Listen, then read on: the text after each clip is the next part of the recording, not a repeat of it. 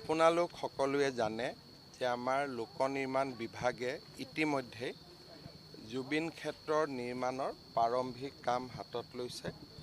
প্ৰায় ৩ কোটি টকা ব্যয়েৰে আমি ইয়াৰে বাউণ্ডৰী ৱাল নিৰ্মাণৰ কাম হাতত লৈছোঁ আৰু ওপৰৰ পৰা যাতে মাটি খহি আহিব নোৱাৰে তাৰ কাৰণেও কিছু আমি ব্যৱস্থা হাতত লৈছোঁ।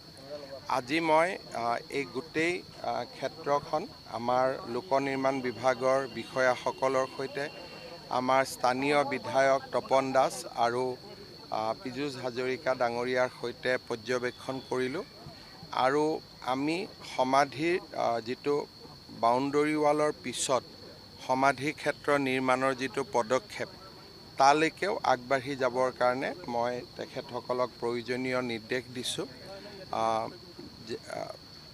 যি ধৰণে আমি আমাৰ এটা ভাল পৰিকল্পনা কৰি ইয়াক যাতে এটা আমি সুন্দৰ সমাধি ক্ষেত্ৰলৈ জুবিন ক্ষেত্ৰলৈ ৰূপান্তৰ কৰিব পাৰোঁ আৰু তাৰো ইতিমধ্যে প্লেনিং আৰম্ভ হৈছে। মই ভাবোঁ যে বাউণ্ডৰী ৱালখন হোৱাৰ পিছতে আমি এই কাম হাতত ল'ব পাৰিম।